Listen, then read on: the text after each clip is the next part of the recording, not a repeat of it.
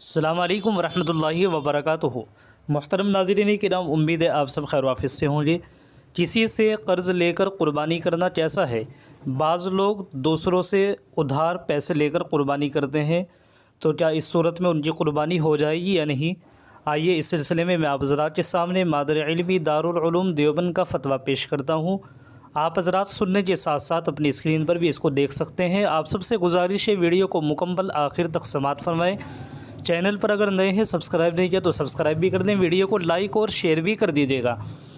کسی نے پوچھا ہے مادر علمی دارالعلوم دیوبند سے، جن کا سوال ہے قرض لے کر قربانی کرنا کیسا ہے؟ جواب: بسم اللہ الرحمن الرحیم۔ کسی شخص پر اگر قربانی واجب ہے اور نقد پیسے کا انتظام نہ ہو تو قرض لے کر قربانی کر لے، بعد میں ادا کر دے۔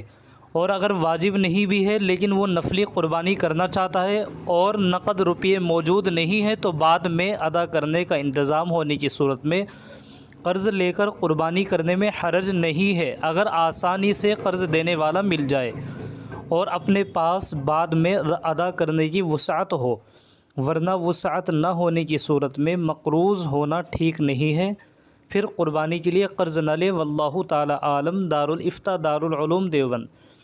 یہ تھا مادر علمی دارالعلوم دیوبند کا فتویٰ۔ آپ حضرات کراچی کا فتویٰ بھی سماعت فرمائے۔ اسی طریقے سے سامعین کرام، آپ حضرات کراچی کا فتویٰ بھی سماعت فرمائے۔ جن کا سوال ہے قرض لے کر قربانی کر سکتے ہیں یا نہیں؟ جواب: اگر کسی شخص پر قربانی واجب نہیں ہے اور بعد میں قرض کی ادائیگی میں مشکل پیش آنے کا امکان ہو تو قرض لے کر قربانی کرنے کا تکلف نہیں کرنا چاہیے، بلکہ شریعت کی دی گئی رخصت پر عمل کرتے ہوئے قربانی ترک کر دے۔ اس کے باوجود اگر یہ شخص کسی سے قرض لے کر قربانی کرتا ہے تو محض قرض لینے کی وجہ سے اس کی قربانی پر کوئی اثر نہیں پڑے گا، اس شخص کی قربانی درست ہوگی۔ لیکن اگر نصاب کے بقدر سامان یا زیور وغیرہ موجود ہونے کی